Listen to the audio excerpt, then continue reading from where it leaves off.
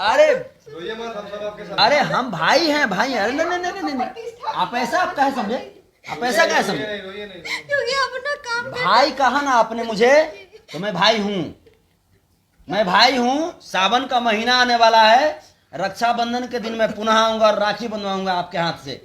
और आप जैसी बच्चियां ही आसमान में उड़ती हैं। एयर होस्टेस की तैयारी कर रही है बच्ची। थाना प्रभारी महोदय, आपके घर में भी बेटी होगी। मैं पूछना चाहता हूं, क्या आपकी बेटी, आपकी बहन अगर इस तरह से कल्पेगी, क्या आपकी माँ अगर इस तरह से कल्पेगी, क्या आपके पिताजी इस तरीके से कल्पेंगे? देखिए ये दिव्यांग है फिर भी रो रहे हैं, न्याय की भीख मांग रहे हैं। शर्म नहीं आता आपको थाना प्रभारी महोदय? और अब हमको बोलते हैं कि थाना में आइए। मैं आ रहा हूं थाना में, मैं आ रहा हूं थाना में, और इन सभी लोगों को लेकर के आ रहा हूं। आपको जो उखाड़ना होगा ना, संतोष रेणु यादव का उखाड़ लीजिएगा। अगर गोले मारना होगा मार दीजिएगा। एक न्याय, एक बहन को न्याय दिलाने के लिए अगर मेरी मौत भी हो जाती है तो ये मेरा सौभाग्य होगा और ये मेरा स्वाभिमान होगा। मैं आ रहा हूं आलमगंज थाना में। औकात में रहो और कंट्रोल हो जाओ, ठीक है? ये पुलिस वाले ज्यादा तुमको संरक्षण नहीं दे पाएंगे, समझे ना? अब लाखों में और करोड़ों में इस बच्ची का भाई है। तुम्हें लग रहा था ना कि इन लोगों का कोई पुत्र नहीं है, तो अब लाखों और करोड़ों की संख्या में पुत्र है। कंट्रोल हो जाओ। और मर्डर करते हो कि हत्या करते हो कि डकैती करते हो कि अपहरण करते हो, कंट्रोल में बाबू। बस इतना ही हम कहना चाहेंगे। प्रशासन भी नहीं बचा पाएंगे और सरकार भी नहीं बचा पाएगी, बता दे रहे हैं। मैं आपसे पूछना चाह रहा हूं थाना प्रभारी महोदय कि वो प्राइवेट नंबर आपने इस बच्ची को कैसे दिया? क्या समझ लिया था आपने इस बच्ची को? क्या समझा था जिसको आपने इस बच्ची को प्राइवेट नंबर दिया? तभी तो मुझे मिला। तो मैं जब प्राइवेट नंबर पे कॉल करता हूं तो आपको तकलीफ होता है, शर्म आता है आपको।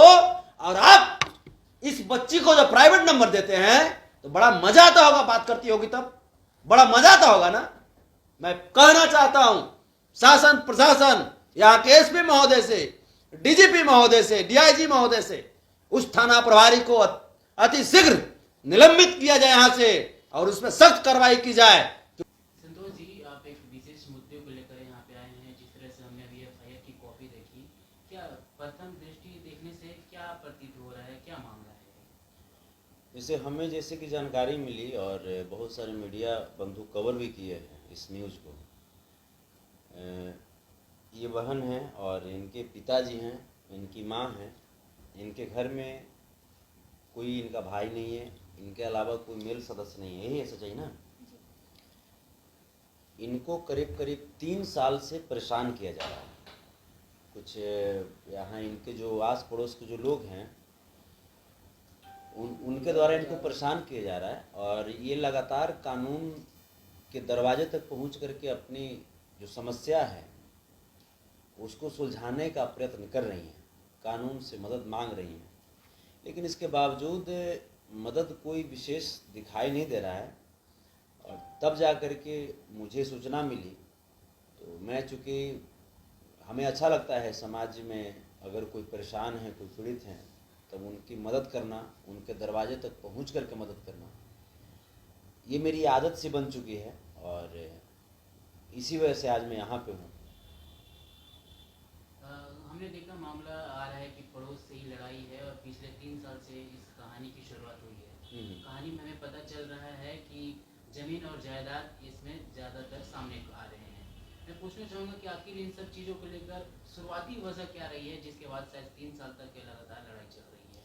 देखिए, शुरुआती वजह, सबसे बड़ी वजह यह है कि यहाँ की प्रशासन शिथिल है। शुरुआती वजह यही, इसी को माना जा सकता है। क्योंकि अगर प्रशासन चुस्त दुरुस्त होती, ये बच्ची शायद आप पुणे में पढ़ती हैं ना, इनकी पढ़ाई पुणे में होती है। ये जो हैं ये फिजिकली चैलेंज्ड हैं। ये अभी जब इनकी स्थिति आप देखिएगा तो ये फाइट नहीं कर सकते, जो समस्या अभी है उससे। एक बुजुर्ग महिला हैं और ये आप किस में हैं? एनएमसीएच में ये स्टाफ नर्स ये हैं। तो अभी कुछ दिन पहले जैसा कि जैसे देख रहे हैं हम लोग डॉक्टर्स डे जैसे मना रहे थे, और यहाँ पे देखिए कि जो हम लोगों की चिकित्सा के लिए जो रिस्पॉन्सिबल पर्सन है, जो हम लोगों की चिकित्सा के लिए अपना घर बार छोड़ करके हॉस्पिटल में रहते हैं, चाहे वो कोरोना का दौर हो, चाहे वो किसी भी भयंकर महामारी का दौर हो, और उनके साथ क्या यहाँ पे हो रहा है। अब जो बातें हैं कि हमारी जैसे पर्सनल जैसे मेरा व्यू है कि जैसा कि आपने देखा कि शेरघाटी के बगल में जो बागपुर गांव है, वहाँ नीलम यादव 15 वर्षीय बच्ची की हत्या कर दी गई बलात्कार करने के बाद तेजाब छींट करके।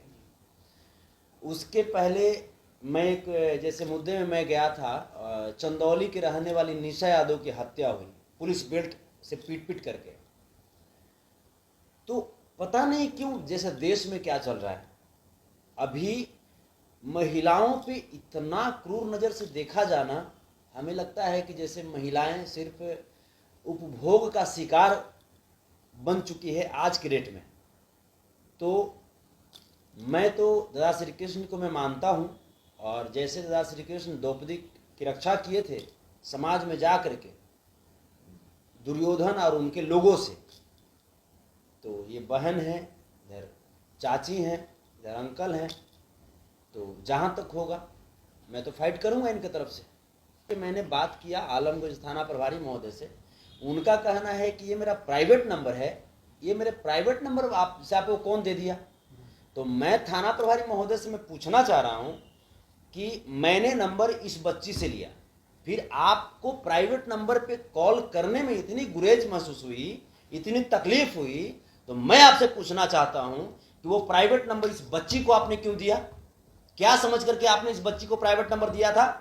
मैं पूछना चाहता हूँ आलमगंज थाना प्रभारी महोदय से, और यहाँ के एसपी महोदय से मैं पूछना चाहता हूँ कि क्या कोई बच्ची जिसका भाई नहीं है, जिसके घर में कोई मर्द नहीं है, तो इसका मतलब क्या उस बच्ची को जीने का अधिकार नहीं है समाज में। मैं पूछना चाहता हूँ यहाँ के जो गृह मंत्री हैं, मैं उनसे पूछना चाहता हूँ कि क्या आपकी गृह मंत्रालय यही कार्य कर रही है, यही कार्य कर रही है। ये विकलांग है, दिव्यांग है, ये बच्ची जो पढ़ने वाली बच्ची है, जो पुणे में पढ़ाई करती है, समाज की एक बहुत बड़ी अंग बनने जा रही है।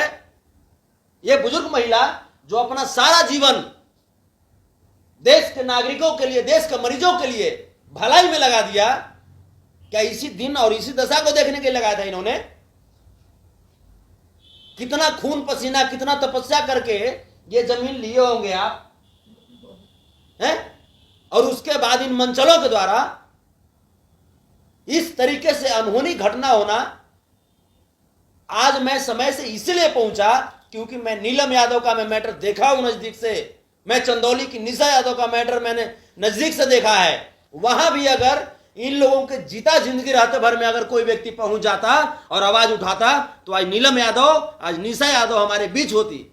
मैं नहीं चाहता हूं कि ये जो बच्ची है, इस बच्ची के साथ भी वही घटना हो, और मुझे डर है इस बात का कि यहां के प्रशासन, आलमगंज थाना प्रभारी उन आरोपियों से मिले हुए हैं, और कभी भी इस बहन की हत्या हो सकती है, कभी भी इनकी हत्या हो सकती है। जिस तरह की स्थिति आप जाकर के देख सकते हैं, इनके घर पे पूरा रोड़ा पत्थर फेंका हुआ है। ये बच्चे अभी सुबह से निकले हुए थे एसपी साहब से मिलने के लिए, और सुबह से डर से अपने घर पे नहीं आई, आपने लाने का काम किया इन्हें। ये बच्ची हमको फोन की, ये बच्ची हमको फोन की कि भैया ऐसा ऐसा बात है, भैया आप जैसे आप समाज में लगे रहते हैं, सबको हेल्प करते हैं, भैया हम परेशान हैं, हम नहीं पहचान रहे थे। हम कहे बाबू कहाँ घर है आपका, सारा कुछ उन्होंने बताया। जाकर के मैं खुद यहाँ पे आया। आखिर वो गुंडे हैं और आप लोगों से चाहते क्या? वो लोग चाहते हैं कि हम लोग को खत्म करने के लिए और जमीन हड़पने के लिए, जमीन हड़पने के लिए। और वो लोग को ये पसंद नहीं कि एक औरत और एक और लड़की आगे बढ़े। रास्ते चलते छेड़खानी करते हैं, नहीं करते हैं? छेड़खानी, कमीनबाजी सब कुछ करते हैं, और मारने की धमकी देते हैं, और चाकू भी लिए रहते हैं। अभी आप संतोष रेणु जी कह रहे हैं कि इन्होंने, आपने इनको फोन किया और कह रही थी कि भैया मैं बाहर हूँ, मैं घर नहीं जा पा रही हूँ। क्यों? क्योंकि मुझे अपने जान का खतरा है, क्योंकि वो हर समय धमकी देता रहता है। मेरे घर के सामने 3-4 लड़के लोग को लेके रखा रहता है, क्योंकि उसने अपने भाई का एक बार मर्डर कर चुका है, और उसके ऊपर कुछ नहीं होती, ना उसके बाप पे होती है, ना उसके बेटे पे होती है। सुपरवाइजर तो इन लोगों पर कार्रवाई आपने लगातार की कि मतलब कि कार्रवाई की सुई नहीं जा रही है? कार्रवाई की, लेकिन सुना सरकार से क्या कहना चाहते हैं? सरकार से कहेंगे कि हमको शांति से और इज्जत से जिंदगी व्यतीत करने दिया जाए। हम कैसे जी सकते हैं ऐसे में? अच्छा, जो फुटेज वायरल हो रही है सीसीटीवी कैमरा की, वो झड़प किस लिए हुई थी, क्या वजह थी उस झड़प की? उस झड़प का तो कोई रीजन था नहीं, लेकिन उसका मन रहता है हर समय लड़ने का कि ऐसा कुछ करे, टॉर्चर करे, या तो खुद सुसाइड कर ले या हम उसको मार दें। उन लोग का मोटिव यही मतलब रहता है। मेंटली डिस्टर्ब हो जाता हाँ, है। मेंटली बहुत डिस्टर्ब करता है। आगे से उन्होंने आपका घर तोड़ दिया, फर्स्ट फ्लोर तक चढ़ जाते हैं मारने के लिए। उसका नाम क्या है? नाम लगातार उसका? कांच तोड़े गए आपके घर की, उनका नाम बता दीजिए जो आप। जो झोपड़ी में रहते हैं उसका बेजू सानी नाम है। बेजू उसका सानी। जी, उसका बेटा का नाम त्रिलोकी कुमार है। जो मेरे बगल के साइड में है उनका नाम संजय कुमार है, और उसका बाप का नाम बद्रीनाथ है, और पूरा परिवार है। मतलब दोनों मिलकर परिवार टॉर्चर पे टॉर्चर किए जा रहा है। घर में घुस के मार देते हैं वो लोग। हाँ, घर में घुस के मारते पिछले हैं। एक सप्ताह से स्थिति कैसी है आपकी और आपके पूरे परिवार की? एक सप्ताह की जो स्थिति ऐसा है कि एक डर बन चुका है, जो ना तो मैं खुलकर घर से बाहर निकल सकती हूँ ना अंदर आ सकती हूँ। मेरे खाना पर लाला पड़ चुका है, मैं बाहर से मंगवा के खा सकती हूँ, और ना एक सब्जी दिन खाना भी छीन लिया ये लोग। खाना भी छीन लिया। हाँ, एक दिन खाना उधर से जोमेटो वाला लेके आए तो ये लोग छीन रहा था, लेकिन छीन लेता। तो उस रात हम संतोष लोग- जी, इन सारी बातों को सुनकर मैं ये सवाल करना चाहता हूँ आपसे कि कब तक आप इस तरीके से आते रहें, कब तक? क्योंकि ये 3 सालों से पीड़ित हैं, 3 सालों से परेशान हैं, खाने तक को इनकी परेशानी है। बाहर जाती हैं तो वापस नहीं आ पाती हैं, और घर में रहती हैं तो बाहर नहीं निकल पाती हैं। तो आप कब तक आते रहिएगा? अभी हम आज वेडनेसडे के तारीख था, ट्यूसडे 28 तारीख से हम छुट्टी में है, जो अभी नहीं जा रहे हैं। क्यों नहीं जा रहा है? इसलिए कि उछेड़ करके मारने के लिए करता है, गाली गलौज करता है। उसका डर से ड्यूटी नहीं जा रहे हैं? हाँ, क्योंकि 4 बार पढ़ चुका है ना। और ना मैं इन लोग के डर से मैं जा पा रही हूँ इंटरव्यू देने की, जो मेरा जॉब लगने को है एयर होस्टेस का। आपने एक और आरोप लगाया था कि हमारे साथ कुछ बदतमीजी भी किया है, जो कि क्या मामला है, इसमें कितनी सच्चाई? इसमें सच्चाई तो वो हमेशा मतलब बोलता ही रहता है, मतलब गाली गलौज मैंने आपके ऊपर उसका नियत सही नहीं है? नहीं है, वो नहीं है, नियत सही नहीं है, क्योंकि वो कुछ भी बोलो तो हंसेगा। मेरी मम्मी ने उसको टोंट मारा, या तो मेरी बेटी पागल या तो तुम पागल हो। उसके वही सुनकर तो उसने पत्थरबाजी करना शुरू करता है, गाली गलौज करने लगता है। 5-6 लड़के ले आते हैं, ये मेरे बगल वाले 20 लड़के ले आते हैं, कहाँ से पता नहीं चलता है। पत्थरबाजी की। संतोष जी, बिहार में खुलेआम ऐसे बेटियों को जो धमकाया जाता है और घर से बाहर नहीं निकल पा रहे हैं, इस पे क्या कहना चाहते हैं? यही तो है ना, बेटी बचाओ और बेटी पढ़ाओ। उसी का ये आप उदाहरण देख रहे हैं। बेटी बचाओ माने बेटी को घर में पैक कर दो, और बेटी पढ़ाओ मतलब यही कि ये पढ़ो कि डर क्या होता है, ये पढ़ो कि आतंक क्या होता है। यही यहाँ की सत्ता के द्वारा, यहाँ के शासन के द्वारा पूरा गिफ्ट किया जा रहा है बेटियों को। अच्छा, एक अकेली लड़की को मारने के लिए कोई 20 लड़के बुला रहा है, कोई 10 लड़के बुला रहा है, तो वो जो उन्होंने बेशर्मी की हद पार की है, उन मुजरिमों के लिए, उन दोषियों के लिए आप क्या कहना चाहेंगे? बाबू, बहुत कम की संख्या में हो। तुम्हें लग रहा था ना कि इस बच्ची का कोई भाई नहीं है। औकात में रहो और कंट्रोल हो जाओ, ठीक है?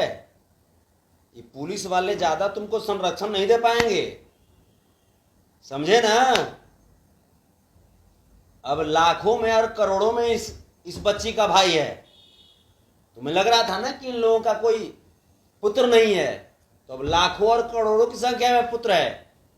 कंट्रोल हो जाओ, और मर्डर करते हो कि हत्या करते हो कि डकैती करते हो कि अपहरण करते हो, कंट्रोल में बाबू। बस इतना ही हम कहना चाहेंगे। प्रशासन भी नहीं बचा पाएंगे और सरकार भी नहीं बचा पाएगी, बता दे रहे हैं। वो बार बार दलित में छूट भी जाता है। अच्छा, बार बार वो दलित में छूट जाता है? और अच्छा, नाबालिग में भी, नाबालिग में और दलित में। अच्छा, देखिए, बच्ची का कहना है कि बार बार वो दलित, जो आरोपी जो है वो दलित समाज से है, बार बार वो दलित में और नाबालिग का बहाना लगा करके उसका फायदा उठा कर कानून का छूट जाता है। और कुछ पॉलिटिशियन भी सपोर्टेड है उसमें। बीजेपी का वो में कार्यकर्ता है बगल वाले। अच्छा, बीजेपी वाले हैं। हाँ ये कार्यकर्ता है। ये देखिए, बीजेपी के कार्यकर्ता महोदय हैं जो इन आरोपियों को बचाते हैं और इसका मन बढ़ाते हैं। बेटियों का अभियान भी चला। हमने तो ये भी नहीं पूछा है कि ये बच्ची किस समाज से है, यादव समाज से है या किस समाज से है। क्योंकि कल हमको पता आप चला किस समाज से हैं? मैं तो कुम्हार पंडित हूँ। कुम्हार पंडित हैं, लेकिन फिर भी मैंने आपसे जाति पूछा बाबू जी नहीं। कभी? जी नहीं। जैसे ही इन्होंने फोन किया कि भैया ऐसी ऐसी प्रॉब्लम है, मैं कहा ठीक है बाबू मैं आ रहा हूं। आप जो हम पे जो आरोप लगाते हैं कि जातिवाद करते हैं, अरे भैया जातिवाद नहीं करते हैं। दादा श्री कृष्ण के खून से आते हैं और उनके नियम और सिद्धांत पे चलते हैं। अगर एक बच्ची को सहारा देना, एक बहन को न्याय दिलाना अगर मेरे लिए अपराध साबित करता है, लोग जातिवादी कहता है, तो हाँ मैं जातिवादी हूं और मैं ऐसा करता रहूंगा। और मैं पुनः मैं बोल दे रहा हूं, यहां के थाना प्रभारी महोदय, आपने जो वर्जन बोला है मैं आपको भी बोल दे रहा हूं। मैं बहुत सम्मान करता हूं वर्दी का, और मुझे भी कभी शौक था कि मेरे बदन पे हिंदुस्तान की सेना का वर्दी चढ़े, लेकिन वो सौभाग्य मुझे प्राप्त नहीं हो सका। आपको प्राप्त हुआ, लेकिन आप उस वर्दी का सम्मान नहीं कर रहे हैं। आप उस वर्दी को खिलौना बना करके, उसका खाल पहन करके वर्दी का आप सियार और राक्षस बन चुके हैं। मैं आपको याद दिला रहा हूं कि अगर जिस तरीके से आपने शब्द बोला है ना, मुझे आपने बोला ना शब्द कि प्राइवेट नंबर पे आपने कॉल कैसे किया, मैं आपसे पूछना चाह रहा हूं थाना प्रभारी महोदय कि वो प्राइवेट नंबर आपने इस बच्ची को कैसे दिया? क्या समझ लिया था आपने इस बच्ची को? क्या समझा था जिसको आपने इस बच्ची को प्राइवेट नंबर दिया तभी तो मुझे मिला। तो मैं जब प्राइवेट नंबर पे कॉल करता हूं तो आपको तकलीफ होता है, शर्म आता है आपको, और आप इस बच्ची को जब प्राइवेट नंबर देते हैं तो बड़ा मजा आता होगा, बात करती होगी तब बड़ा मजा आता होगा ना। मैं कहना चाहता हूं शासन प्रशासन, यहाँ के एसपी महोदय से, डीजीपी महोदय से, डीआईजी महोदय से, उस थाना प्रभारी को अति शीघ्र निलंबित किया जाए यहाँ से, और उसमें सख्त कार्रवाई की जाए। क्योंकि ऐसे थाना प्रभारी रूपी राक्षस जब तक इस समाज में रहेंगे, जब तक इस देश में रहेंगे, बच्चियां रोती रहेगी, कराहती रहेगी, और बच्चियों का गला घूंटता जाता रहेगा। अच्छा, बीजेपी कार्यकर्ता जिनका नाम है, उनका नाम क्या है जरा बता। संजय कुमार। संजय कुमार। हाँ संजय। अच्छा संतोष जी, अभी जब तक आप लोग हम लोग यहाँ पे हैं तब तक ये सेफ है, और यहाँ से जाने के बाद अगर फिर इन पे हमला हो या फिर कोई मुजरिम घुस जाए इनके घर में, तो आप मैं पहला केस करूंगा थाना प्रभारी महोदय पे। अगर इस बच्ची पे अगर किसी भी प्रकार की अनहोनी घटना घटती है तो इस घटना के जिम्मेवार सबसे पहले थाना प्रभारी महोदय होंगे। यहां बगल में थाना है, बगल में थाना है। मुश्किल से कितना दूर होगा बाबू? 2-3 किलोमीटर। 2-3 किलोमीटर की दूरी पे। नहीं वो बहुत आधा किलोमीटर है। 500 मीटर 500 मीटर या 1 किलोमीटर 2 किलोमीटर, बस इतना ही दूरी पे थाना है। ये बच्ची पिछले 3 साल से परेशान है, और 3 साल से परेशानी अभी तक खत्म नहीं हुई है।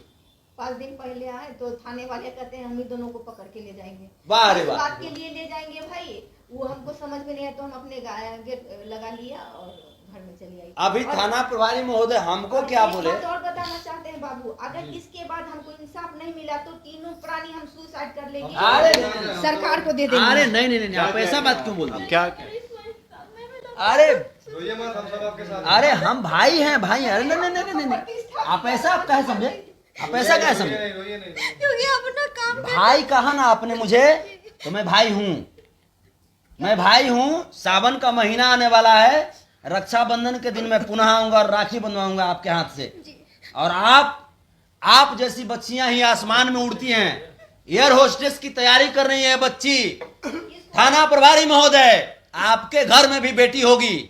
मैं पूछना चाहता हूं, क्या आपकी बेटी, आपकी बहन अगर इस तरह से कल्पेगी, क्या आपकी माँ अगर इस तरह से कल्पेगी, क्या आपके करते हैं आप लोग?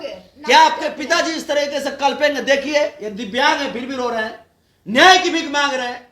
शर्म नहीं आता आपको थाना प्रभारी महोदय? और अब हमको बोलते हैं कि थाना में आइए। मैं आ रहा हूं थाना में, मैं आ रहा हूं थाना में, और इन सभी लोगों को लेकर के आ रहा हूं। आपको जो उखाड़ना होगा ना, संतोष रेणु यादव का उखाड़ लीजिएगा। अगर गोले मारना होगा मार दीजिएगा। एक बहन को न्याय दिलाने के लिए अगर मेरी मौत भी हो जाती है तो ये मेरा सौभाग्य होगा और ये मेरा स्वाभिमान होगा। मैं आ रहा हूँ आलमगंज थाना में, देखता हूँ आप कितने आप आरोपी को बचा पाते हैं। क्योंकि हम लोगों पर किसी नहीं बच रहा। नहीं सर, हम सब मैं आ रहा हूँ और आप सब जितने भी मीडिया बंधु हैं, मैं आप सबको कोटि कोटि में धन्यवाद में बोलता हूँ हाथ जोड़ करके कि आप सबके वजह से कहीं ना कहीं ये आवाज हम तक पहुंची। आप सबके वजह से कहीं ना कहीं एक बेटी, एक माँ, एक पिता की रक्षा हो पाएगी। नहीं तो मुझे पूर्ण विश्वास था, जैसा कि ये लोग बोल रहे हैं कि अगर इस तरह से इंसाफ नहीं मिला एक आध महीना में तो हम लोग सुसाइड कर लेंगे। बताइए, सुसाइड करने के बाद यही थाना प्रभारी आएगा, यही लोग आएगा और बोलेगा कि आरोपी कहां गया। अरे मर्दे, आरोपी को तुम बचाते हो और तुम पूछते हो आरोपी कहां गया।